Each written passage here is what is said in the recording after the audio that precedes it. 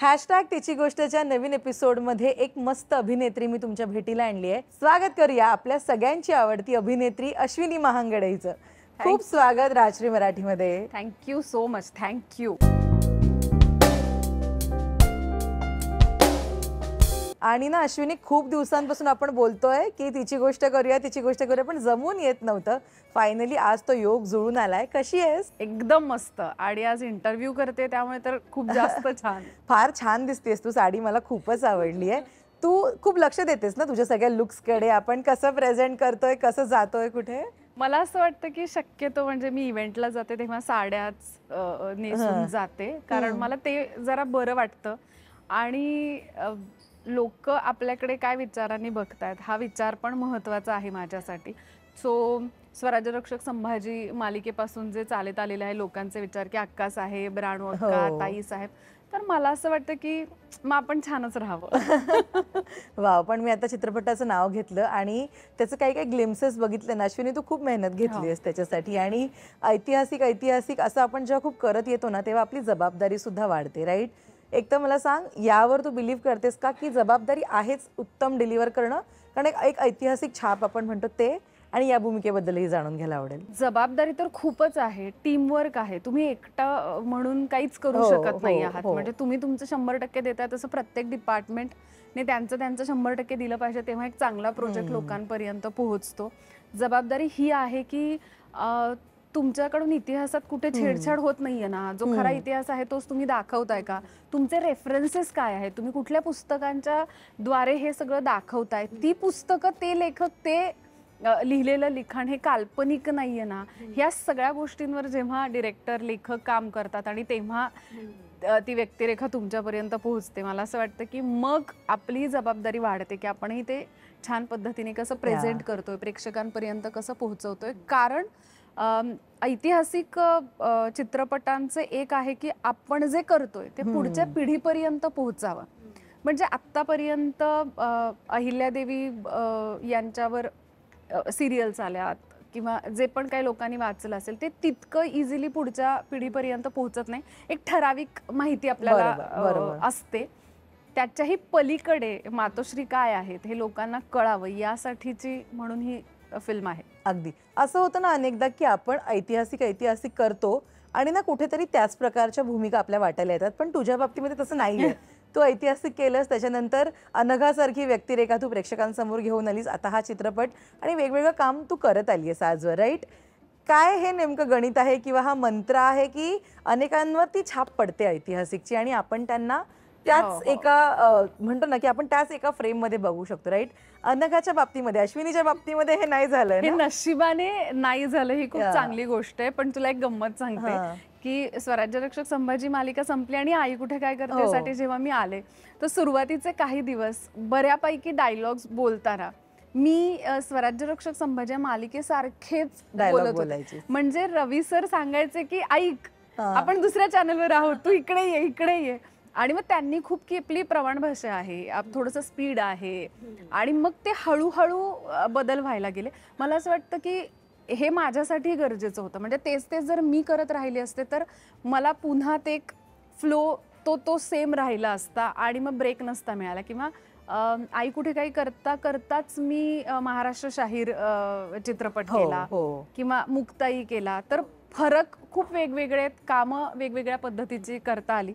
तर त्याच्यामुळे वाव. पण कामाबद्दल मला खरंच तुझे जाणून घ्यायचंय. पण जरा काही वर्ष मी मागे जाऊन विचारेन तुला, तुझं बालपण अश्विनी नेमकं कसं होतं? कारण ना आत्ता मी बघते की तू एक छान पोस्ट लिहिली होतीस की मेडिटेशन करायला कुठे जाण्यापेक्षा आपल्या आईवडिलांनी जे सोनं लावून ठेवलंय आपण त्याच्याकडे मन भरून पाहावं. आणि मला ते इतकं आवडलं की वाव, सेज इट ऑल की तू किती जोडलेली आहेस तुझ्या गावाशी, तुझ्या त्या घराशी आणि तुझ्या त्या शेताशी, राईट. सो आधीपासून सांग मला कसं आहे हे बालपण नेमकं. म्हणजे तू जेव्हा मला म्हणालीस की तिची गोष्ट करायची, तर म्हटलं तिची गोष्ट म्हणजे काय गोष्ट आहे.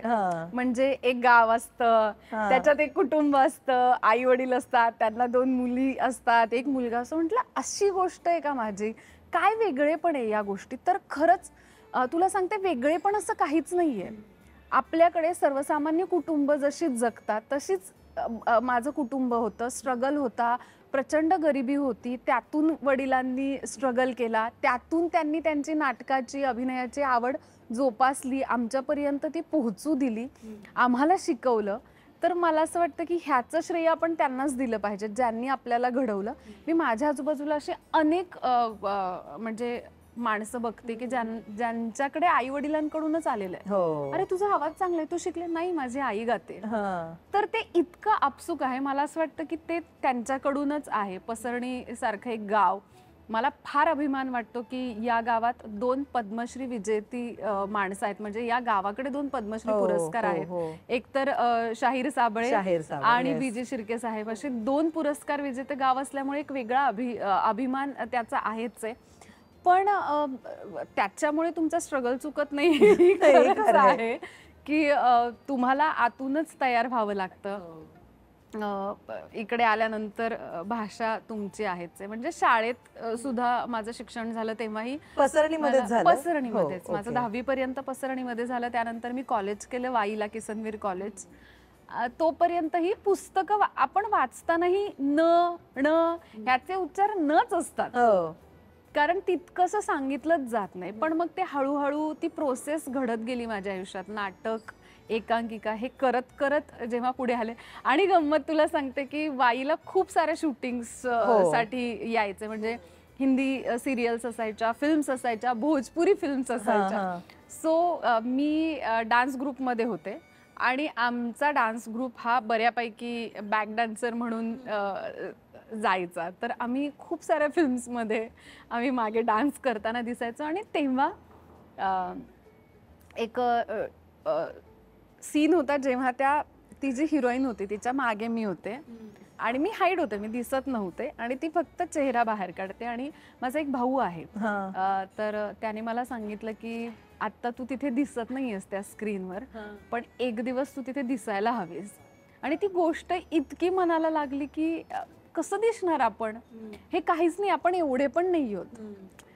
मग ती तयारी कशी करायला हवी. तर कधी कधी असं व्हायचं की आपण ॲक्टिंगमध्ये करिअर करावं, जमेल आपल्याला, पण तिथपर्यंत पोहोचणं हे तेवढं शक्य नव्हतं. मग मी हॉटेल मॅनेजमेंट केलं.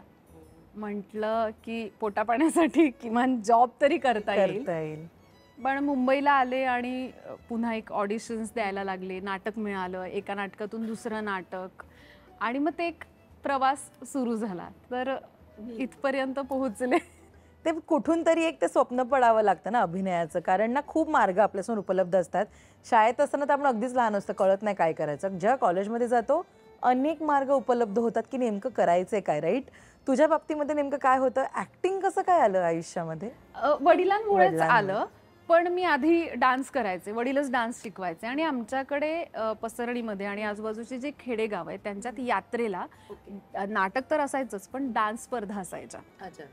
आणि त्या डान्स स्पर्धांमध्ये मी भाग घ्यायचे. वडील लावणी शिकवायचे, आमच्या शाळेतले काही डान्स त्यांनी शिकवलेले. सो ते होतंच, पण डान्सकडे जास्त ओढ होती.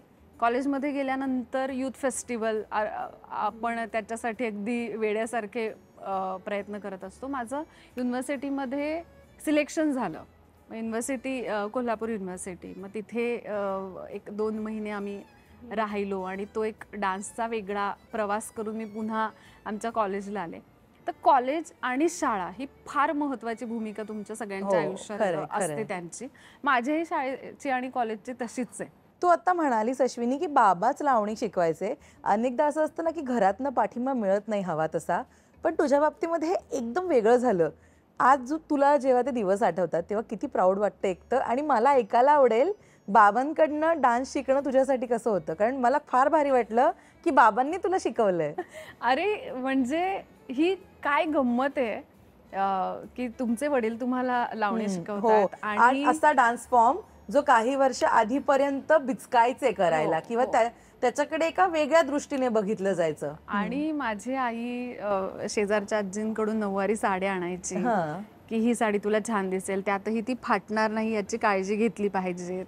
तर ह्या दोघांनी माझं आयुष्य समृद्ध करून टाकलं. मला असं वाटतं की त्यांना हे माहिती नव्हतं की आपली पोरगी पुढे जाऊन काहीतरी या क्षेत्रात करेल म्हणून हा विचारच नव्हता. पण आज आत्तापर्यंत ती हे चांगलं करते ना, मग तिला पाठिंबा देणं गरजेचं आहे.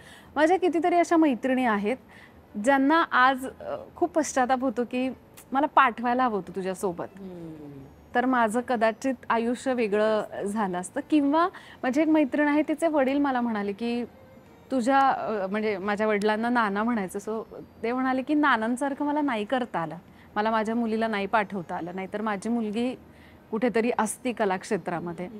तर तेव्हा मला खूप जास्त माझ्या वडिलांचा अभिमान वाटतो की त्यांनी हे शिकवलं. आणि खेडेगाव ग, शहरही नाही, वाई तरी आपण शहर म्हणून, मी तर खेडेगावात राहत होते.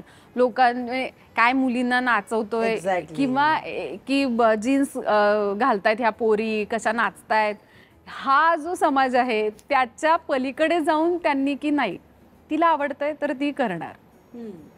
तर त्यामुळे बाबा केवढे स्ट्रॉंग विचारांचे असतील ना. म्हणजे तेव्हा काही वर्षांआधी एवढे स्ट्रॉंग विचार नव्हते. अनेकांचं असं होतं की सोसायटी आपल्याला बोलते, आणि त्याशिवाय कला क्षेत्राबद्दल म्हणूया, ॲक्टिंगबद्दल म्हणूया, अनेक मिसकन्सेप्शन होते. अशा ठामपणे नाही, तिला आवडतंय, मी शिकवतोय तर ती करणार.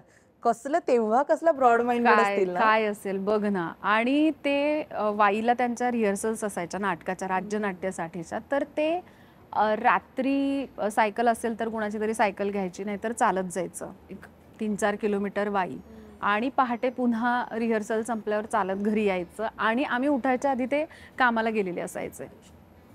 तर मला वाटतं ही ताकद त्यांच्यातच होती. आपण तरी आत्ता मला असं वाटतं की मी फारच कमी मेहनत करते, त्यांनी खूप केली म्हणून आपण इथपर्यंत पोहोचू शकलो. अगदीच. पण ते नाट्य स्पर्धेत काम करणं किंवा डान्स करणं, या हे सगळं एका साईडला, आणि आपली जी कमर्शियल इंडस्ट्री आहे अश्विनी, ती पूर्णपणे वेगळी आहे, राईट. पसरणीसारख्या गावातनं इकडे येऊन स्थायिक होणं, आपलं एक बस्तान बांधणं अजिबात सोपं नाही आहे. मला तो प्रवास सांग, तो प्रवास कसा होता तुझा नेमका? म्हणजे किती, ऑब्व्हियसली तो टफ असणार, मी सोपा म्हणूच नाही शकत, कारण भाषेपासून सगळ्यावर मेहनत घ्यायला लागते, राईट. सांग मला ती जर्नी तुझी. म्हणजे एकतर मी इथे आले होते ते हॉटेल मॅनेजमेंटचं पुढचं शिक्षण घेण्यासाठी, आणि मी इथे पोहोचेपर्यंत त्याचे जे ठराविक सीट्स होत्या त्या संपल्या होत्या. तर त्यांचं असं झालं की पुढच्या वेळी, म्हणजे पुढच्या 3 महिन्यानंतर तुम्ही जॉईन करू शकता. तर मग माझ्या आत्याचं असं झालं की आता कशाला पुन्हा घरी जातेस, आलीचेस इथे, तर थांब इथे आणि इथे जॉब कर. मग माझ्या आत्याची मुलगी डोंबिवलीला जॉब करत होती, मी तिच्याबरोबर, तिने एका ठिकाणी मला रिसेप्शनिस्ट म्हणून जॉबला तिथे लावलं. 5,500 रुपये मला मंथली तिकडे पगार मिळायचा. आणि तेव्हा झी मराठीला ना खाली स्क्रोल यायची, रवींद्र नाट्य मंदिरला याचं ऑडिशन आहे, या नाटकाचं आहे, या सिरियलचं आहे. तर माझ्या आत्या ते लिहून ठेवायचे, आणि माझ्या सुट्टीच्या दिवशी किंवा त्या ज्या तारखा आहेत आत्याच्या मुलीला माझ्यासोबत पाठवायचे, कारण इथलं ट्रेन आणि हे काहीच माहीत नव्हतं. तर ती यायची ऑडिशनला माझ्यासोबत. आणि मग ते ऑडिशन करता करता मला एक नाटक मिळालं प्रायोगिकचं, ज्याच्यात पैसे असं काही नव्हतं, पण नाटक मिळालं. आणि माझं असं झालं की हे घेऊयात, याच्यात आपली भाषा आणि सगळ्यावर काम होऊ शकतं. आणि मग सकाळी एक 8 तास जॉब, 7 ते दुपारपर्यंतचा, तिथून मग बोरिवलीला rehearsal, so Dombivli to Dadar, Dadar to Borivali, असं येऊन तालीम करायची आणि पुन्हा कल्याणला जायचं. अरे बापरे. तर याच्यात थोड्या दिवसांनी मी फारच, म्हणजे हे लगेच घडलं नाही, साधारण मी एक 6-7 महिने जॉब करत होते. आणि मग त्यांचं असं झालं की तू खूप दमून जातेस, तर 3 तासाचं नाटक रिहर्सललाही तू दमतीयस. तर मग नानांना विचारलं की काय करू आता ह्याच्यावर, म्हणजे तर ते म्हणाले सोड जॉब, तुझ्या जॉबवर थोडी नाही, तुला करायची इच्छा झाली म्हणून तू जॉब केलास. आणि मग मी माझ्या मावशीकडे शिफ्ट झाले, आणि मग मीरा रोड टू बोरिवली, मग ते जवळ पडायला लागलं, आणि रिहर्सल झाली, सगळं नाटक उभं राहिलं, प्रयोग झाले. आणि त्यातून मग आधी बसू मग बोलू, हे चंद्रकांत कुलकर्णींचं नाटक होतं, ज्याच्यात एक छोटंसं कॅरेक्टर होतं जे मला करायला मिळालं, आणि त्याचं काहीतरी एक साधारण 200 पेक्षा जास्त प्रयोग आम्ही केले. येस. पण रंगभूमीने आयुष्य बदललं असं म्हणूया. हो, रंगभूमीच आयुष्य बदलते. तुम्ही आज सुद्धा जर, बऱ्याचदा असं होतं की माझ्या हातात बॅग आहे आणि माझं शॉट झाल्यानंतर बॅग घ्या, किंवा शॉट सुरू व्हायच्या आधी द्यायचं, मी घेऊन बसणार नाहीये. तर माझं असं होतं की ठीक आहे, म्हणजे जे आर्ट डिपार्टमेंटची माणसं आहेत ना त्यांना इतरही खूप काम आहेत, ती ही ठेवा, मी घेते. म्हणजे ते एक त्याने मी काय स्टार आहे आणि सेलिब्रिटी आहे आणि आर्टिस्ट आहे हे होणार नाहीये. तर त्यांचं एक काम मी हलकं करतेय, कारण ही टीम माझी आहे आणि हे काम माझ्यासाठी झालंय. ही सगळी लोक राबतात, ही माझ्यासाठी राबतात, कारण मी दिसणार आहे, ही लोक नाही दिसणार आहेत. तर ही समज आहे ना, ती मला वाटतं की आपल्याला रंगभूमी देत असते की जिथे कमी आहे ना तिथे तुम्ही उभं राहा आणि तुम्ही कामं करा. तर कुठल्याच डिपार्टमेंटमध्ये काम करण्यासाठी तुम्हाला कमीपणा वाटला नाही पाहिजेत, तेव्हा तुम्ही खरे कलाकार आहात. कारण तिथे येणारा प्रत्येक माणूस हा कलाकार आहे म्हणून आलाय. पोटाचे खळगे भरण्यासाठी सगळेच येत असतात, आपणही तेच करतो. पण त्या व्यतिरिक्त तुम्हाला जॉब नाहीये ना, तुम्ही कलाक्षेत्रात आहात, म्हणजे मग तुम्ही आणखी जास्त केलं पाहिजेत. सो ही समज फक्त रंगभूमी देऊ शकते. पण तो पहिला जो मोठा ब्रेक होता तुझ्यासाठी, तो मिळायला तुला किती वेळ गेला? टपाल ना? टपाल, हो, पहिला चित्रपट टपाल. पण टपालमध्ये खूप छोटूस एकच सीन होता टपालमध्ये, पण टपालची टीमच लक्ष्मण उतेकर सर आणि एवढी मोठी टीम, त्यांच्यासोबत काम करणं म्हणजे मज्जाच होती. ते बघणं डोळ्यांनी.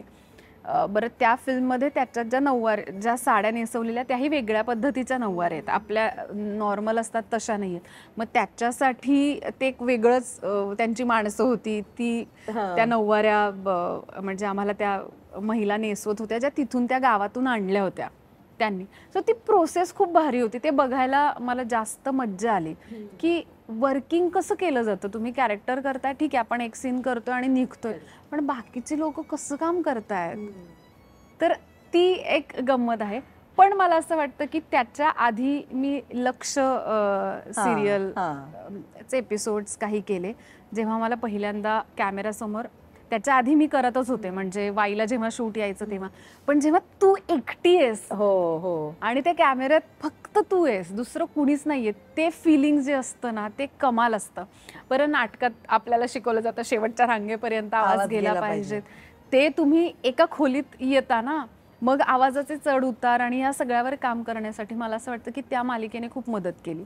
आणि मग ते करत करत माझी पहिली सिरियल अस्मिता, ज्याच्यात मी माझ्या ऑडिशनच्या बळावर, आणि म्हणजे पहिलं असतं ना की मी ऑडिशन दिलं आणि माझं सिलेक्शन झालं आणि मी ही मालिका करतेय सुरुवातीपासून. कारण स्वराज्य रक्षकला तर मी मध्ये जॉईन झाले, आई कुठे काय करतेला मी मध्ये जॉईन झाले, पण अस्मिता सिरियल अशी होती जी की मी सुरुवातीपासून त्याच्यात होते. त्यामुळे आणि इनिशियल डेज असतात ना, ते सोपे नसतात, सगळंच नवीन असतं. तुझे इनिशियल डेज कसे होते? चाच पडत होतीस, जरा एक पोटात गोळा होता, कसे होते ते इनिशियल डेज? खूपच होता. पण मी जेव्हा अस्मिता सिरियल केली तेव्हा संगीत कुलकर्णी आणि रुचिताई, ते दोघे इतके आईबाबांसारखे वावरत होते की बऱ्याच गोष्टी त्यांनी सोप्या केल्या. कारण त्या मालिकेमध्ये इतके मोठे कलाकार येऊन शूट करून गेलेत, तर त्यांच्याबरोबर काम करताना दडपण यायचंच, वाक्य असो नसो, त्या फ्रेम मध्ये उभं राहणं आणि त्यांना बघणं हीच इतकी मोठी गोष्ट होती. पण मला वाटतं त्या प्रोडक्शनमध्ये ज्या लोकांनी काम केलं ना ते सगळेच खूप भारी होते. त्या सगळ्यांनीच इतकं छान तुम्हाला कम्फर्टेबल केलं. तर पण भीती होती, भीती अजूनही असतेच मोठ्या लोकांसोबत काम करणं किंवा कुठेही नवीन. आता येतानाही मला असं झालं की मी आज काय बोलणार आहे, आज मला तू काय विचारणार आहेस. सो हे थोडंसं डोक्यात असतंच. पण ते डर के आगे जीत है. पण अस्मिताच्या ऑडिशनचा किस्सा काय आहे नेमका? ऑडिशनला गेले आणि कॅरेक्टर, त्याआधी तू काम करत होतीस ना? त्याच्या आधी मी छोटे छोटे काम करत होते. पण त्या ऑडिशनमध्ये 2 कॅरेक्टर्स होते की मुळातच मनालीचं कॅरेक्टर असं होतं की ते वेषांतर करून कुठे कुठे जाऊन गुप्तहेर असल्यामुळे, तर त्यांना तशी मुलगी हवी होती जी सगळे काही पात्र करू शकेल वेगवेगळ्या पद्धतीची. आणि मग त्या ऑडिशनमध्ये एक मॅडम माझ्याशी काय बोलतायत हे मी थोडंसं वर्किंग करून मॅडमच्या आवाजात, म्हणजे मॅडमचं कॅरेक्टर मी प्ले केलं आणि नंतर मग माझं कॅरेक्टर. सो त्या ऑडिशनमध्ये 2 कॅरेक्टर्स प्ले करता आले मला. आणि मला असं वाटतं म्हणून माझं कास्टिंग झालं की त्यांना वाटलं असेल की ही करू शकते. सो झालं. येस, म्हणजे आपण जसे असतो ना व्यक्ती म्हणून, किंवा आपलं राहणीमान जसं असतं त्याच्यापेक्षा आपली इंडस्ट्री खूप वेगळी आहे.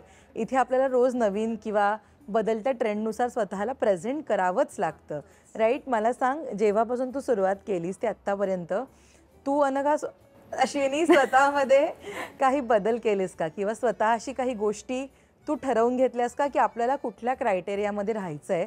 म्हणजे खरं सांगते, तेवढा विचार करायला आणि आता माझी तत्व अमुक अमुक आहे इतकं नाही. म्हणजे आपला विचार करायला आपल्याला वेळ मिळत जेव्हा आपण आपल्या करिअरच्या मागे पळत असतो.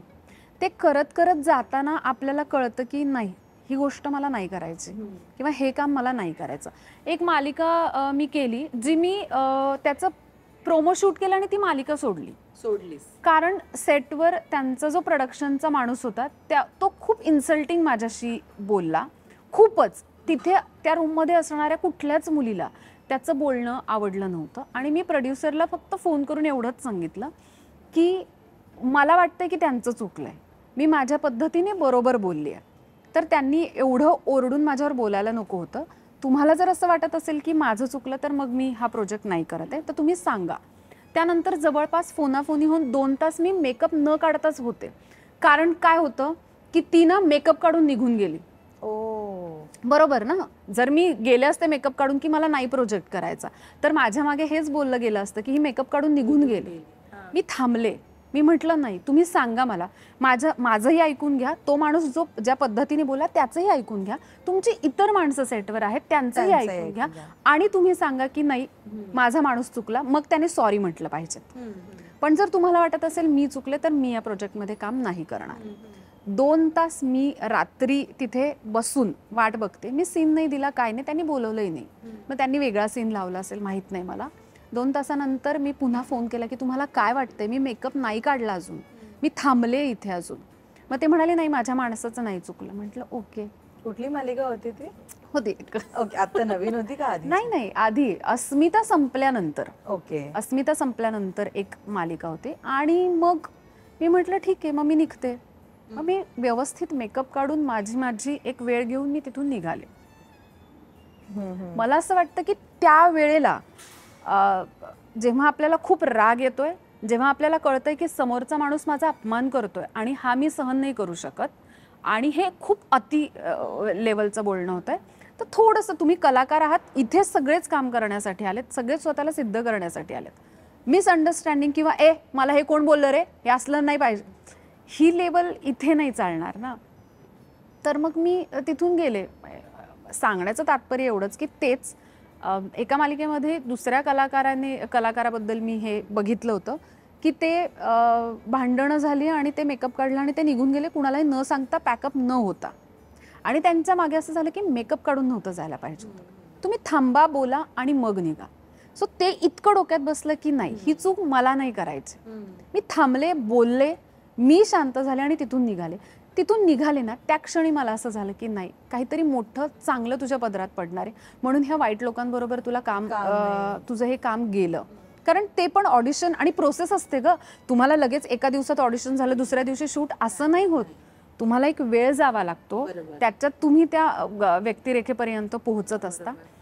आणि त्याच्यानंतर स्वराज्य रक्षक सारखी मालिका माझ्या पदरात पडल्यावर तर मला असं झालं की बरंच झालं मी ती मालिका नाही केली. आणि त्या नंतर तर मी इतके किस्से त्या सेटवरचे ऐकले की तिकडचेच सगळे कलाकार मला सांगत होते की बरं झालं तू गेलीस.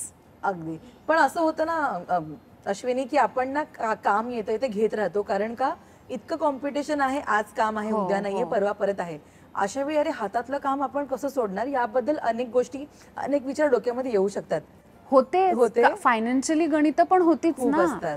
कारण अस्मिता मालिका संपून एक 9-10 महिने झाल्यानंतर हा प्रोजेक्ट मी घेतला होता. त्या 9-10 महिन्यात तुमचं काही बँक बॅलन्स इतका नसतो किंवा तुम्हाला ही मालिका मी 3 वर्ष केली, आता मला खूप चांगलं काहीतरी करायचंय, लीडसाठी करायचंय, हे तुमचं प्रत्येक कलाकाराला वाटतच असतं ना.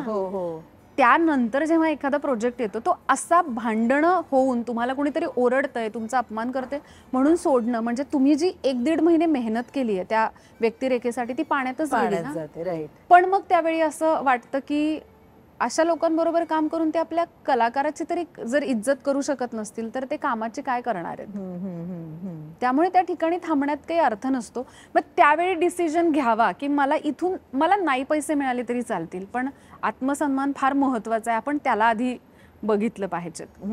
मी त्यांचं बोलणं खाऊन तिथे तसंच काम करत राहिले असते तर उद्या त्यांनी मला हाडतूडच केली असती. त्यांना कळलं असतं की आपण हे ज्या पद्धतीने कामाची गरज आहे म्हणून थांबलीये. तर ते दाखवणं चुकीचं आहे. कारण मला नानांनी कधीच असं नाही की तुझ्या पैशावर आपलं घर चालतंय, नाही, तुला आवडतंय म्हणून तू ते काम करतेस. मग ज्यावेळी आपल्याला असं वाटतं की, आणि बॅकअप खूपच होता, म्हणजे मला पैशांची गरज आहे म्हणूनच हे काम करायचं असं नव्हतंच अगं. वडिलांचं त्यानंतर जेव्हा माझं करिअर थोडं थोडं पुढे, तर त्यांनी त्यांचं उभं केलं होतं छान. त्यामुळे खूपच पैशांची चणचण होईल असं नव्हतं. असंही नव्हतं की गरजेखातर काम करावं. त्यामुळे सिलेक्टिव्ह कामं मला छान करता आली, ते त्यांच्यामुळेच. पण माणसाने आयुष्यामध्ये फेल्युअर सुद्धा बघायला हवं, यावर तुझं काय मत आहे? किंवा अपयश सुद्धा आपल्याला बरं शिकवून जातं, यावर तू बिलीव्ह करतेस? नाही, अर्थातच अपयश तुम्हाला खूप काही शिकवून जातं. कारण यश आल्यानंतर तुम्ही अगदीच हवेत जाऊ शकता. त्यामुळे कुठेतरी तुम्हाला ते अपयश असणं येणं गरजेचं आहे. पण माझे वडील असे होते ना की ते कुठल्याही बाबतीत मला खूप छान पद्धतीने शिकवत गेले. तिथे सुद्धा मी ट्रेन होत गेले की लोकांशी कसं वागलं पाहिजे, कसं त्यांना किती आपलंसं करून घेतलं पाहिजे. ही जी भावना आहे जी त्यांनी मला दिली. म्हणजे मी आत्ता एका फिल्मचं शूट संपून आले आणि मी तिथून निघताना तिथला प्रत्येक माणूस मला हेच सांगत होता की मी आत्तापर्यंत अशी अभिनेत्री बघितली नाही, इतकं तुम्ही छान काम केलं आणि तुम्ही सगळ्यांना सांभाळून घेतलं.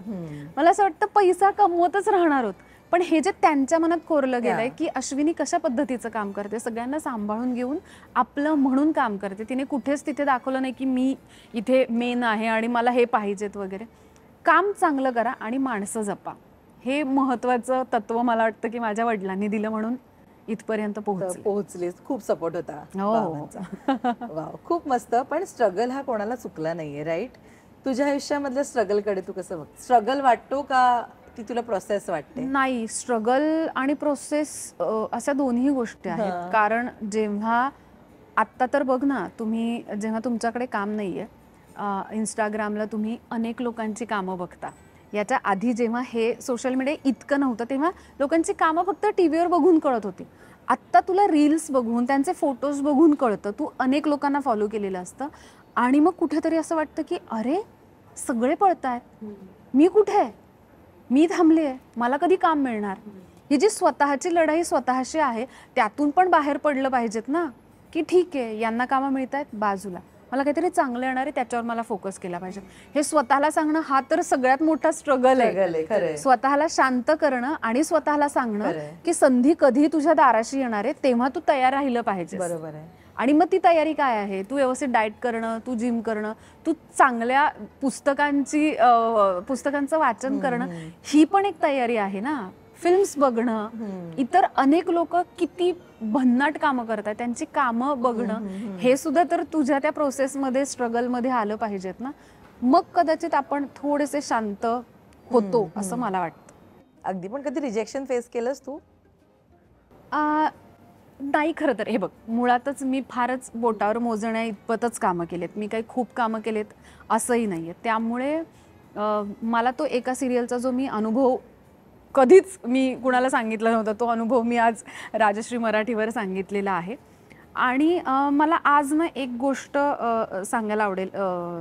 आता तू रिजेक्शन म्हणालीस म्हणूनच, की मी आत्ता एक महानाट्य करत होते, गडगर्जना नावाचं. आणि आता माझा थोडा पॉलिटिकली पण बॅकग्राऊंड असल्यामुळे प्रत्येक कलाकार भेटल्यानंतर की नाही गं ते पक्ष परत, तर मग लोक काम देतानाही पक्ष बघतात वगैरे, आणि याच्यावर माझा अजिबातच विश्वास नाही आहे. मला वाटतं की चांगली माणसं तुम्ही त्या कॅरेक्टरसाठी जर आहात तर तुम्हाला ते काम मिळतंच. याच्यात असं झालं की एक प्रयोग आमचा सातारला होणार होता. सुरुवातीला जेव्हा मला कळलं की सातारला प्रयोग होणार आहे त्यावेळी मी म्हटलं की मला हे सातारच्या लोकांसाठी म्हणून मला हे महानाट्य करायचं आहे. म्हणजे ते स्वीकारण्यासाठीची काही पॉईंट्स होते, त्याच्यात हे महत्त्वाचं होतं की मला सातारला प्रयोग करायचा आहे. आणि सातारची गादी उदयन महाराज आपल्या सगळ्यांनाच माहिती आहेत. तर त्यांच्या काही मंडळींनी ते नाटक तिकडे करायला घेतलं होतं. आणि जेव्हा डिरेक्टर आणि प्रोडक्शन हाऊस त्यांची मीटिंग झाली तेव्हा की अश्विनी महांगडे आहे आणि त्यांची जी कोणी मंडळी होती, माझ्याकडे नावं आहेत त्यांची, सो ते म्हणाले की नाही नाही, ह्या असतील तर आम्ही नाटक नाही, हे महानाट्य नाही, साताऱ्यात होऊच देणार नाही. तर मग ते सरांना कळेना की काय प्रॉब्लेम झाला आहे. तर मग त्यांनी मला फोन केला की काहीतरी हे असं म्हणतात, मी विचारतो. मग त्यांना विचारलं की काय. नाही नाही म्हणाले, त्यांनी महाराजांच्या विरुद्ध जाऊन प्रचार केला होता आणि त्याच्यामुळे आम्ही त्या असतील तर हे महानाट्य होऊ देणार नाही. त्यावेळी माझ्या गावची यात्रा होती आणि त्यांनी असं सांगितलं की त्यांनी कुठल्या तरी त्यांच्या भाषणात महाराजांविषयी वाईट वक्तव्य केलं. म्हणजे तू? हा, म्हणजे मी.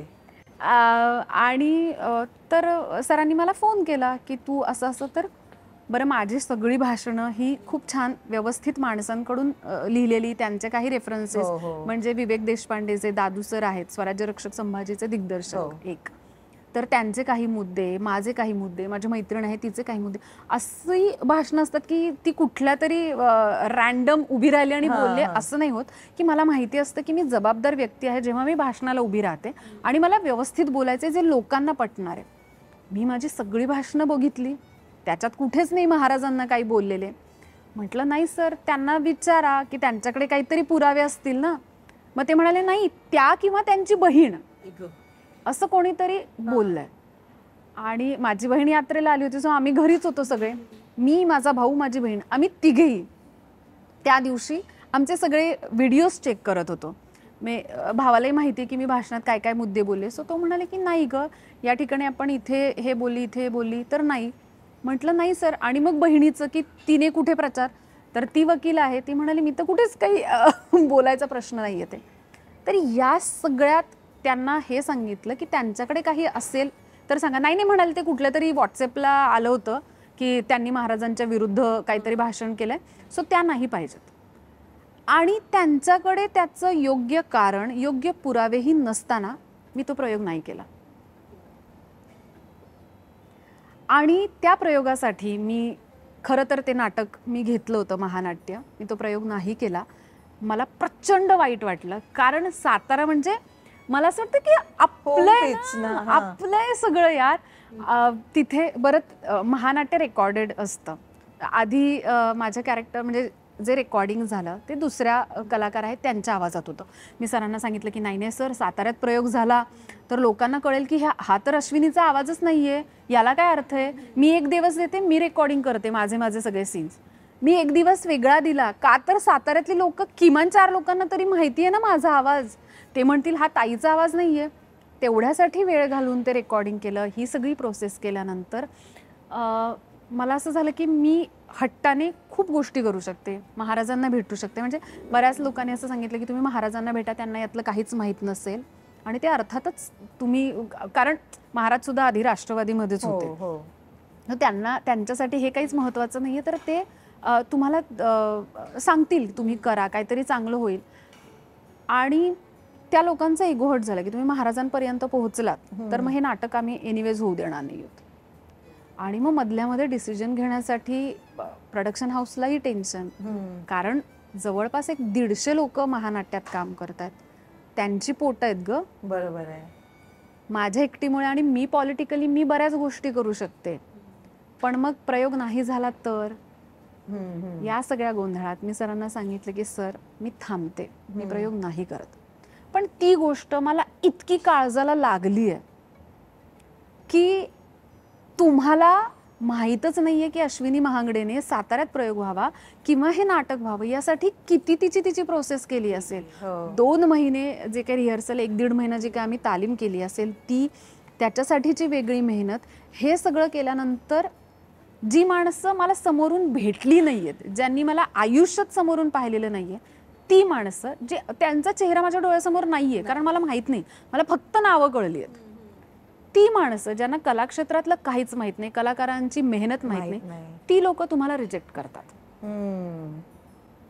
तर ही गोष्ट फारच, त्याच्या मुळापर्यंत नाही गेलीस की हे का, कसं घडलं असेल किंवा काय कारण असतं? कारण हेच की पक्षचं एक कारण मेनच आहे. कारण मला वाटत नाही, कारण छत्रपती शिवाजी महाराज आणि अर्थातच आत्ता त्यांची गादी उदयन महाराज आहेत, तो रिस्पेक्ट आणि तो आदर आपला आहेच आहे ना.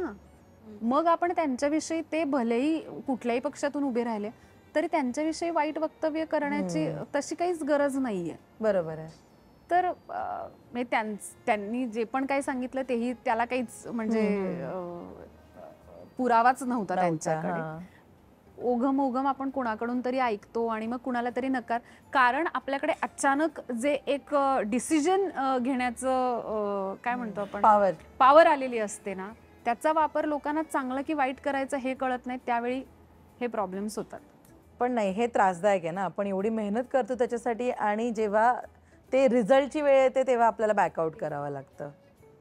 ऐक कसं सावरलं स्वतःला, वेळ लागला जरा? हो, मला त्याचा फारच त्रास झाला. म्हणजे एकतर यात्रा होती गावची, त्यामुळे प्रचंड माणसं आणि हे सगळं होतं. त्याच्यात माझ्या बहिणीला आणि भावाला दोघांनाही वाईट वाटत होतं, कारण आमचं ठरलं होतं की आम्ही प्रयोग बघायला सगळे फॅमिली जाणार आहोत आणि माझी सगळी माणसं नाटक बघायला येणार आहेत. तर त्रास झालाच मला खूप. पण म्हटलं की ठीक आहे, मग त्याच्या पुढचे प्रयोग केले मी, त्यामुळे तसं काही एवढं तिथेच त्याच विचारात राहिले नाही. पुढे जातोच आपण आयुष्यात, पण ती गोष्ट आहे डोक्यात आणि ती माणसंही आहेत डोक्यात. अगदी. पण ना, अनेक माणसं तू आता म्हणालीस की ज्यांना काही माहीत नसते तुम्हाला रिजेक्ट करतात, अशी पावलापावलावर माणसं मिळतात, आपल्याला भेटतात की जी आपल्याला शहाणपण शिकवायलाच आलेली असतात किंवा दुनियादारी शिकवायला चालली असतात. तुझ्या गोष्टीतली सांग अश्विनी, अशी माणसं ज्यांनी तुला दुनियादारी शिकवली ते कोण आहेत? ती चांगली असेल किंवा वाईट असेल? नाही, खरं तर म्हणजे माझ्या स्टोरीमध्ये अशी दुनियादारी शिकवणारी वाईट अर्थाने फार कमी माणसं आहेत. कारण मला असं वाटतं की मी खूप लोकांचं ऐकते रॅन्डम.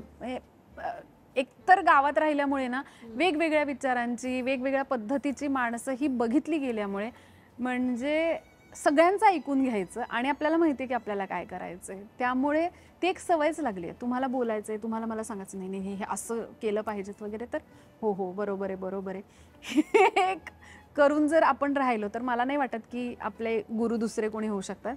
ज्यावेळी आपल्याला माहिती असते की माझे गुरु हे आहेत आणि हेच मला शिकवू शकतात आणि हेच मला सांगू शकतात. काय वाटतं तुला, उत्तम गुरु काय आहे? अनुभव?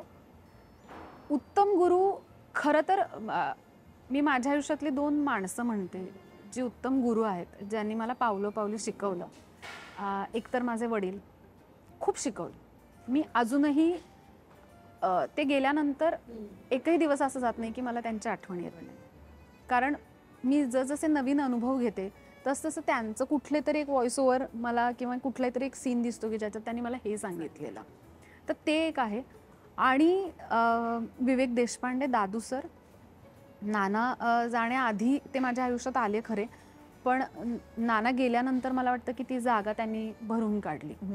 की एक कुणीतरी माणूस आहे ना, ज्याचं आपल्याकडे लक्ष आहे आणि जो सांगतोय की तू व्यवस्थित करतेयस किंवा हे ठीक चाललंय किंवा काही प्रॉब्लेम्स झाले तर तुम्हाला कुणीतरी सांगणारा एक माणूस असतो. तर मला असं वाटतं की अनुभव आपले गुरु आहेत किंवा अपयशाने पण आपण शिकत जातो, पण एक कुणीतरी पाठीशी माणूस पाहिजेत जो तुला सांगेल की तू लढ, मी आहे. वाव, क्या बात आहे. पण तुझ्या मते अश्विनी, तुला रिकॉग्निशन मिळवून देणारं काम कोणतं ठरलं? स्वराज्य रक्षक संभाजी मध्येच राणू अक्कांचं काम. मला असं वाटतं की लोकांना कळलं की अरे ही किती छान काम करते. म्हणजे मी काल एक पोस्ट केली, माझाच फोटो टाकला, पण त्याच्यावर जे लिहिलं मी की अचानक एक कुणीतरी अनोळखी माणूस आपल्याला भेटतो आणि आपलं खूप कौतुक करून जातो. ती वेळ असते स्वतःवर प्रेम करण्याची. तर झालं असं की फिल्मचं शूट करत होते आणि खूप मोठे मेकअप आर्टिस्ट आहेत प्रताप बोराडे म्हणून.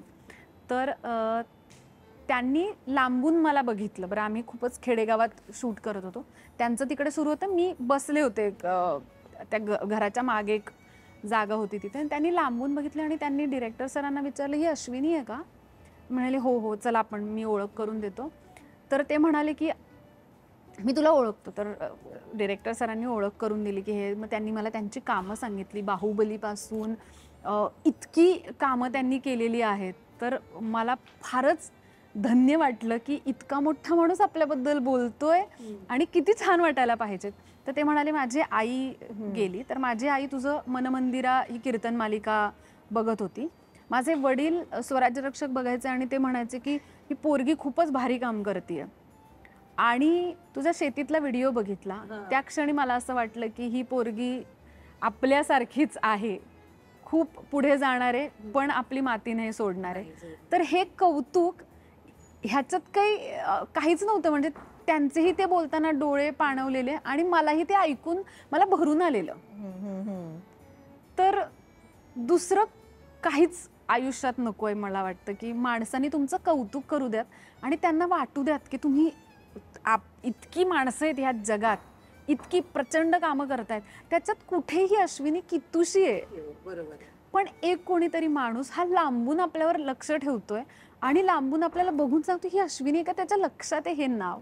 मला वाटतं की हीच मोठी गोष्ट. वाव. पण तू व्हॉट नेक्स्टचा विचार करत असतेस का? आता तू जसं म्हणालीस की तू एक प्रोजेक्ट केलास, तो आता पुढे आपल्याला कसं काम मिळेल, कारण एक छान लेवलचं आपण काम करून ठेवतो ना, तर ती कन्सिस्टन्सी जपणं सुद्धा तितकंच महत्त्वाचं असतं. खूप कामं येत असतात, पण काय कशाला हो बोलायचं, कशाला नाही बोलायचं, हे सुद्धा महत्त्वाचं. ह्या सगळ्यावर तू लक्ष देत असते? नाही हो, ते लक्ष तर म्हणजे मी आई कुठे काय करते नंतर असं झालं की आता लीड करणार. म्हणजे आई कुठे करते सुरू झाल्यावरच की हे घेऊ का नको, घेऊ का नको, हे होतंच की मला लीड करायचंय. आणि मला चित्रपट आला माझ्या समोर ज्याच्यात मी लीड केलंय.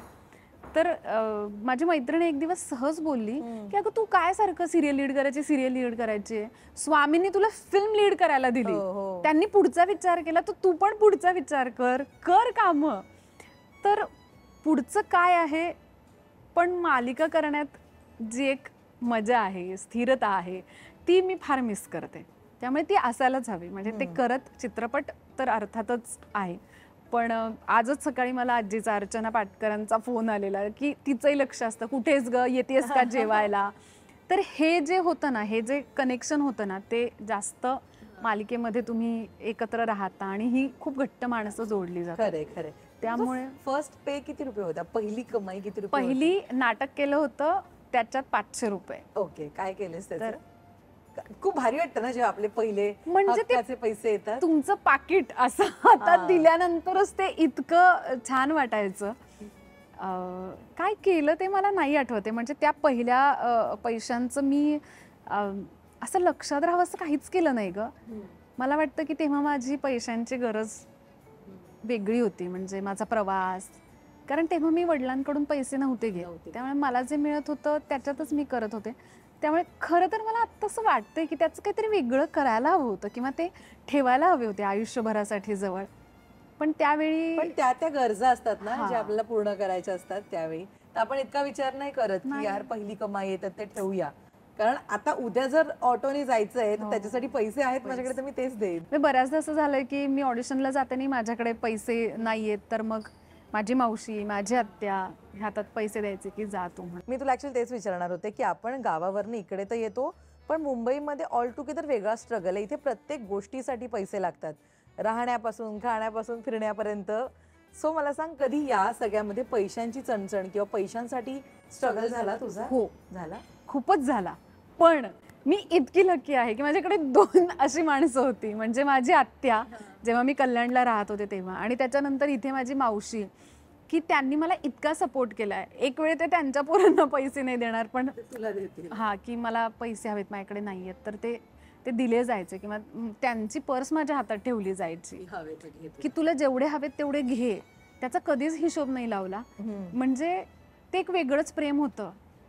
तिला कळत होतं माझ्या आत्याला की ही पोरगी, म्हणजे मी वारंवार सांगायचं की तुझ्यामुळे इथे पोहोचले, तू ते ऑडिशन्सचे ते सगळे डिटेल्स लिहून नसते ठेवलेस ना, तर मी इथे येऊन मुंबईत कुठेतरी ऑडिशनला आयुष्यात गेले नसते. तर ती कधीतरी एखादा सीन बघायची, तो तिला आवडायचा, ती फोन करायची. आता ती हयात नाहीये त्यामुळे, पण ती चणचण होती. आणि ह्या लक्ष्म्या होत्या माझ्या, म्हणजे ह्या आहेत. पण अभिनय क्षेत्राबरोबरच तू सोशली सुद्धा, म्हणजे सामाजिक कार्यामध्ये सुद्धा तू खूप ऍक्टिव्ह आहेस. संस्था आहेत तुझ्या वेगवेगळ्या जिथे तू मदत करत असतेस, तू स्वतः जाऊन काम करत असतेस. ही सोशल आवड किंवा आपण या समाजाला काहीतरी देणं लागतो अश्विनी, आपण जेव्हा या ग्लॅमरस फील्डमध्ये येतो ना, आपली फील्ड खूप ग्लॅमरस दिसते अनेकांना, किंवा ती आहेही असं अनेक जण म्हणतात. ते करत असताना इथे जोडलं जाणं हे म्हणजे सगळ्यांना जमतं असं नाही, राईट? तुझा तो वे तू कसा फाइंड आउट केलास? काय कारण ठरलं त्याच्यासाठी?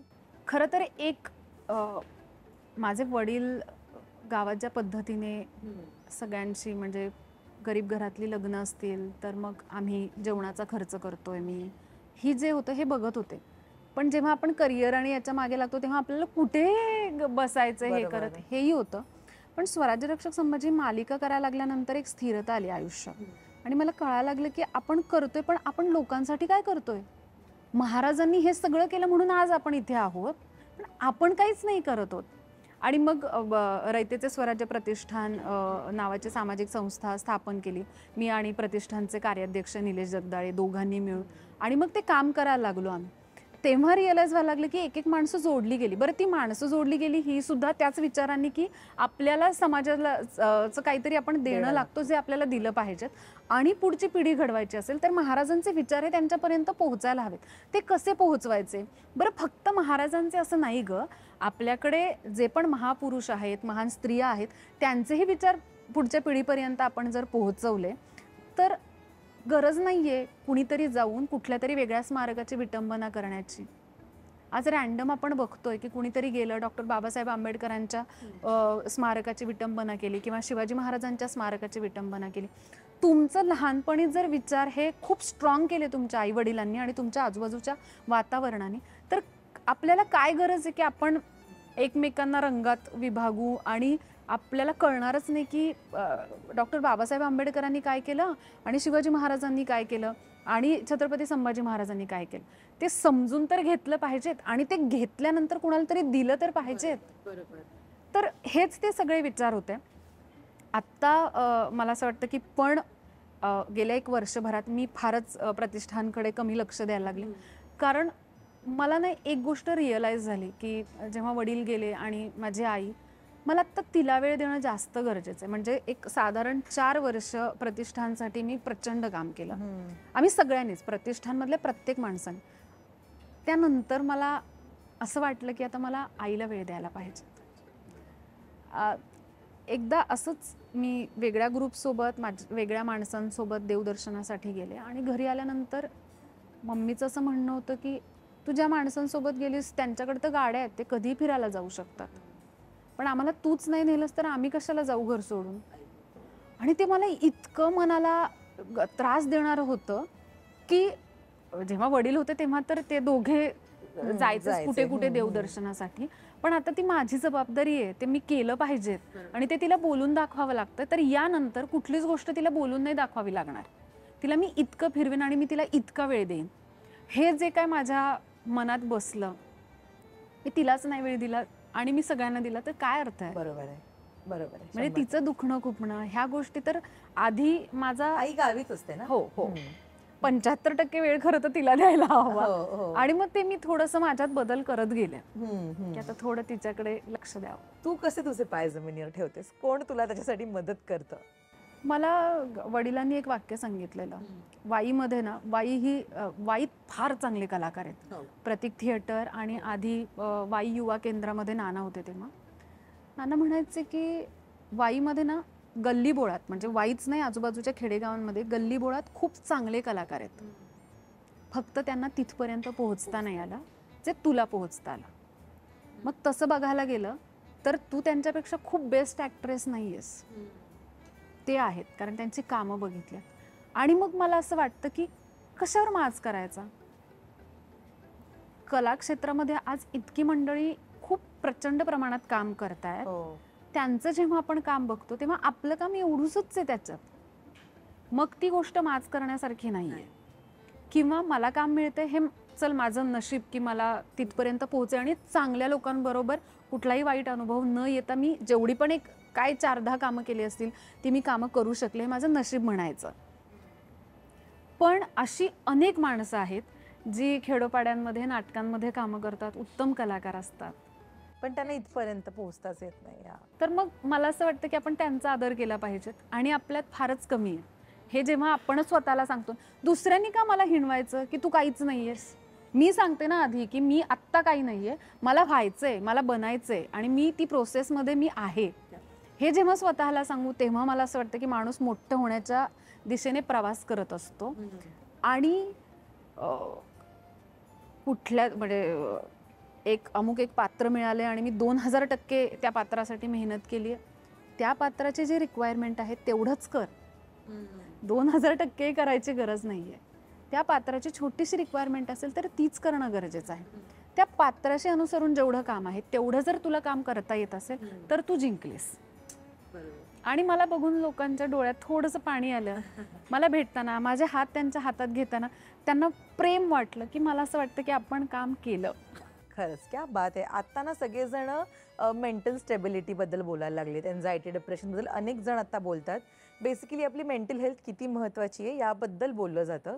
खरं तर या फील्डमध्ये असताना ना रोज अनेक चढ उतार आपल्या वाटायला येतात, राईट. मला सांग, आता तू जेव्हापासून सुरुवात केलीस आत्तापासून मेंटल हेल्थ तुला किती महत्त्वाची वाटते? कारण नाना गेले, मग त्याच्यानंतर बऱ्याच गोष्टी किंवा आपल्या घरची परिस्थिती बदलणं. बरोबर. मला सांग अश्विनी, तू आत्तापर्यंत किती प्रायोरिटीवर ठेवली आहेस तुझी मेंटल हेल्थ? कारण म्हणतात ना ते तुम्ही इथून शांत असाल तर ते सगळं छान होतं, तर किती लक्ष बापरे, दिलंस? आज आज म्हणजे तुम्हाला इतकं बोलतं करणार आहेस. खरं सांगू का, बऱ्याचदा कलाकार म्हणून काय चॅलेंजेस असतात. तर मला उद्या माझी 8:30चा कॉल टाईम आहे, 9ची शिफ्ट आहे किंवा माझी 7ची शिफ्ट आहे. आत्ता जर मी रडले तर माझे डोळे सुजणार आहेत. उद्या सकाळी सेटवर जाऊन मेकअप दादाला कळणार आहे मला आत्ता नाही रडायचं. आणि ते रडू आवरणं असतं ना, ते इथे तुमचा श्वास लागतो, तुम्हाला श्वास घेता येत नाही आणि जी घुसमट होते ती फार प्रचंड यातना देणारी असते. तर हे मी फील केलं आहे. कारण मी आत्ता म्हणजे सगळेच म्हणतात की तू कायम हसत असतेस ग, पण असं नाही आहे ना. मी हसते कारण मी सोशल मीडियावर माझे रडणारे फोटोज नाही टाकू शकत. तुम्हाला मी किती दुःखी हे का दाखवू? माझ्या आनंदात तुम्हाला आनंद मिळत असेल, माझ्या शेतातले फोटोज बघून तुम्हालाही छान वाटत असेल तर मी ते दाखवेन ना ज्याने तुम्हाला छान वाटेल. तर हा जो स्ट्रगल आहे हा प्रचंड आहे. म्हणजे नानांच्या आठवणीत असू देत किंवा माझ्या आयुष्यातले काही चढ उतार असू देत, तर हे जे गणित आहे की उद्या आता मला सुट्टी आहे, मी आज रडू शकते. म्हणजे माझी बहीण, मी हॅलो म्हटल्यावर तिला कळतं की मी आत्ता रडली आहे किंवा आत्ता माझा मूड ठीक नाही आहे. तर तुमच्या आजूबाजूला असे काही माणसं असतात जे तुम्हाला कायम धीर देत असतात. पण मेंटल हेल्थ फार महत्त्वाची आहे आणि ती कशी नीट राहू शकते तर तुम्ही वेगवेगळ्या पद्धतीच्या वेगवेगळ्या ठिकाणच्या माणसांमध्ये जा, त्यांच्याशी बोला. आपल्यापेक्षा त्यांची दुखणी फार वेगळी आहेत.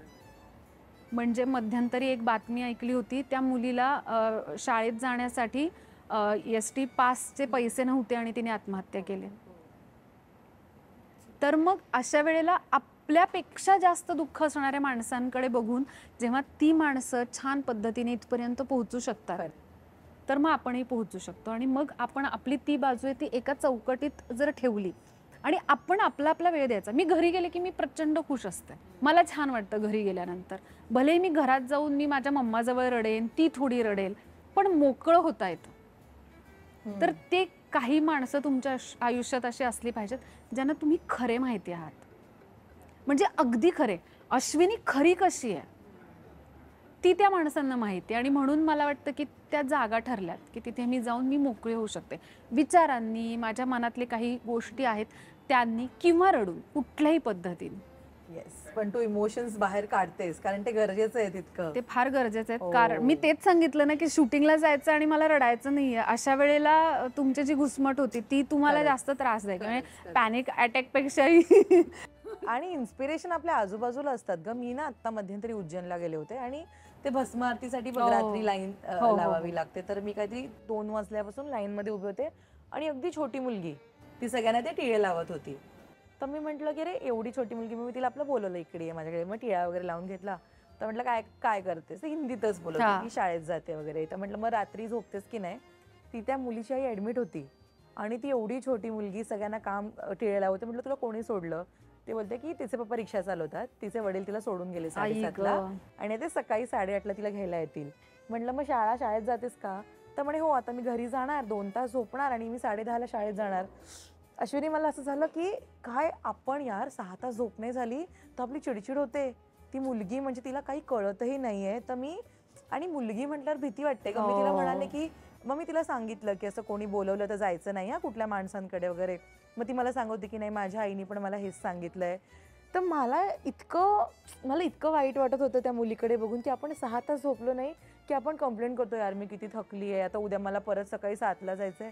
ती एवढीशी मुलगी जी रात्रभर जागी राहणार आहे आज, आणि ती उद्या सकाळी घरी जाऊन शाळेत जाणार आहे. मी त्या दिवशीपासून माहितीये मी इथे फिक्स केलं होतं बघ, मला अजूनही अंगावर काटा येतो की रडायचं नाही आपण की आपली झोप नाही होते. हो. किती लहान मुलं आहेत जी कामं करतात, कारण का घरी कोण नसतं काम करणार, आई हॉस्पिटलमध्ये असते. तो अनुभव मला आत्ताच गेल्या महिन्यातला अनुभव आहे हा. म्हणजेच काय की तुम्ही जेव्हा तुमचे डोळे उघडे ठेवता आणि अख्ख्या जगाकडे बघत असताना तेव्हा कळतं की आपण ज्यांच्यासाठी रडारड करतोय ना ते फार क्षुल्लक गोष्ट आहे. लोकांचे स्ट्रगल आणि लोकांचं फार वेगळं सुरू आहे आयुष्यात. एकदा असं झालेलं की माझी मम्मी ऍडमिट होती, माझी वहिनी जळगावला गेली होती, घरी माझा भाऊ, आणि 3 दिवस इकडे शूट सुरू होतं. मी 3 दिवस रिक्वेस्ट करून, मलाही माहिती होतं की काहीच नाही, मी सगळीकडे अडकले, सगळे सीन्स लागलेत सगळ्यात, आणि 3 दिवस ते तू आली असशील माझ्या रूममध्ये, आई कुठे काय करते ते कोपऱ्यात माझी ती एक जागा असायची. मी 3 दिवस तिथे ना मी काम करायचे आणि बसायचे. तर मला इतकं वाईट वाटायचं की आपण बऱ्याचदा ऐकतो की बरेच असे कलाकार आहेत की माझी आई वारली आणि दुसऱ्या दिवशी मी कामाला हे केलं.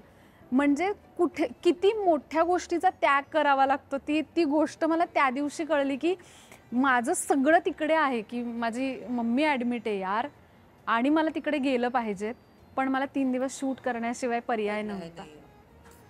तर ती रडारड, हो ते सगळं. बरं ते मेकअप केलेलं असतं ना, तुम्ही रडायचं म्हणजे तुम्ही एकदम असं रडून जे मेंदूत सुरू असतं त्याचं काय करणार. मग एका लेवलला आजी, म्हणजे मी तर तिला आजीच म्हणते, अर्चना पाटकर, तर आमचं ठरलं होतं की गुड मॉर्निंग करण्याऐवजी रोज सकाळी आल्यानंतर आपण मिठी मारायची आणि एकमेकींना असं की आपण खूप छान काम करायचंय आणि त्याने छान राहायचंय. तर हे आम्ही शेवटापर्यंत पाळलं. तर आज मी तुला म्हणाले अश्विनी की आत्तापर्यंत म्हणजे राईट फ्रॉम तुझे नाटकाचे दिवस, तुझा डान्स, तुझा अभिनय, आत्तापर्यंत जी जी माणसं तुझ्यासाठी कायम उभी राहिली आहेत, अशा काही माणसांना थँक्यू म्हण. तर तुझ्या गोष्टीतली कोण माणसं आहे ज्यांना तुला आज थँक्यू बोलायला आवडेल इकडे? खूप माणसं आहेत माझ्या आयुष्यात ज्यांना मला थँक्यू म्हणायचंय. माझा भाऊ माझ्यापेक्षा लहान आहे, पण वडील गेल्यानंतर मी माझ्या कामासाठी मी आले. तो माझ्यापेक्षा लहान असून सुद्धा सगळा बिझनेसचा भार त्याच्या अंगावर पडला आणि त्याने तो सांभाळला. त्याला वेळ गेला, पण त्याने घर खूप छान सांभाळलं. मला त्याला थँक्यू म्हणायचंय. माझ्या बहिणीने खूप छान लक्ष ठेवलं सगळ्यांवरच, त्यामुळे तिला थँक्यू म्हणायचंय. माझी आणखी एक बहीण आहे, माझी मावस बहीण, जी माझ्यापेक्षा लहान आहे, पण तिला इतकं कळत असतं सगळं माझ्याविषयी आणि तिचं इतकं लक्ष असतं. तर आपण चुकतोय की बरोबर आहोत या गोष्टी आपल्याला कुणाला तरी विचाराव्या लागतात ना. तर अर्थात आपल्या आयुष्यात तो माणूस मोठा असतो वयाने, पण माझ्या आयुष्यात ती आहे जी माझ्यापेक्षा 4 वर्षांनी लहान आहे. आणि मी तिला विचारते की सारू असं असं झालंय, तर आता मी काय करायचंय, मला कळत नाहीये, हे पर्याय आहेत. आणि ती मला इतकं छान मार्गदर्शन देते की मला कळत नाही की माझ्यापेक्षा लहान आहेस तू, तुला काहीच माहित नाहीये, तरीही ती इतकी मेच्युअर आहे. मला तिला थँक्यू म्हणायचंय. खरं तर माझ्या आयुष्यात ज्यांनी ज्यांनी मला चांगले आणि वाईट अनुभव दिले त्या सगळ्यांनाच थँक्यू म्हणायचं. त्यांचा समतोल राखल्यामुळे मला असं वाटतं की मी इथपर्यंत आले. त्यांनी ते वाईट अनुभव दिलेच नसते तर कदाचित मी खूप स्ट्रॉंग झाले नसते, मी अवलंबून राहिले असते. जे की मी आज इथपर्यंत गाडी चालवत आले आहे, मी अवलंबून राहिले नाही. ते आलेले वाईट अनुभव होते म्हणून मला कळलं की मला उभं राहायचंय आणि मला काम करायचंय. तुम्ही कलाक्षेत्रात काम करत असताना तुम्हाला अवलंबून नाही राहायचं, तुम्हाला सगळं शिकायचंय, तुम्हाला लोकांना शिकवायचंय. तर त्या सगळ्यांनाच मला वाटतं की थँक्यू म्हणायला हवं. आणि सगळ्यात मोठं थँक्यू माझ्या वडिलांना की त्यांनी जे काही पेरलं ते उगवलं आणि मी आज इथपर्यंत आहे. नाहीतर एका खेडेगावातली मुलगी जी शाळेत सुद्धा ॲव्हरेज होती, ती मुलगी आज इथपर्यंत येऊन, किंवा ती मुलगी जेव्हा स्टेजवर उभी राहते आणि लोकांना वाटतं की तिला ऐकावं, ती काहीतरी चांगलं बोलणार आहे, आणि ते मी निघून गेल्यानंतर सुद्धा 1-2 महिने ती लोक त्याचबद्दल बोलत असतात, जे त्यानंतर मला कळतं की इथे हे बोलणं सुरू होतं. तर मला असं वाटतं की ह्या सगळ्याचं श्रेय मी माझ्या आयुष्यातल्या त्या एकाच माणसाला देते. तर त्याच्यामुळे त्यांना थँक्यू. क्या बात, वाव, खूप मस्त यार, मला इतकं छान वाटलंय ना गप्पा मारून. पण आत्ता चित्रपट आलाय प्रेक्षकांच्या भेटीला 23 तारखेला तुझा. या पलीकडे तू अजून एक चित्रपट आता शूट केलायस, याशिवाय मला सांग अश्विनी, अशी कुठली भूमिका आहे स्वप्नातली जी अजून सत्यात उतरायची आहे, जी तू वाट बघतेस, करायचीच आहे, मे बी डेली सोपमध्ये म्हणूया किंवा चित्रपटामध्ये म्हणूया, सो ती कुठली भूमिका आहे जी तू वाट बघतेस, अजून आली नाहीये? खरं तर मला मालिकेमध्ये लीड करायचं आहे. हे जे काही माझं स्वप्न आहे ते का आहे मला माहीत नाही, पण ते आहे. पण मी जेव्हा स्वराज्य रक्षक करत होते तेव्हा मला ताराराणी साहेबांची भूमिका करायची खूप इच्छा होती. मी बरीच पुस्तकं त्याच्यावर मागवून घेतली. दादू सरांना विचारलं की काय वाचू, त्याच्यावर मी माझा अभ्यास सुरू केलेला, माझाच. मला माहीत नाही की त्याच्यावर मी काय करणार आहे किंवा कसं करणार आहे. बरं, अमोलदादांची मालिका आली ताराराणी, त्याच्यासाठीही ऑडिशन दिलं मी, शेवटापर्यंत पोहोचले आणि नंतर ते नाही घडलं. पण तो तेव्हापासूनचा माझा एक ती व्यक्तिरेखा स्वप्नातली होती. आणि आत्ता सोनाली कुलकर्णी त्यांची फिल्मसुद्धा आली आहे. त्यामुळे असं झालं की अरे यार, फिल्म पण आली, सिरियल पण झाली, आता पण तरीही ताराराणी साहेब हे जर पात्र उभं करता आलं तर मला वाटतं की मला खूप आवडेल. क्या बात. आणि ते तुझं स्वप्न लवकर पूर्ण होऊ देत अश्विनी. थँक्यू सो मच, तू वेळ दिलास, इथवर आलीस, आमच्याशी गप्पा मारल्या आणि खूप दिवसांपासून होतं इंटरव्ह्यू करूया आणि ते झालं. खूप मस्त आहे, असं छान काम करत राहा, भेटत राहा आणि गप्पा मारत राहा. All the very best. Thank you.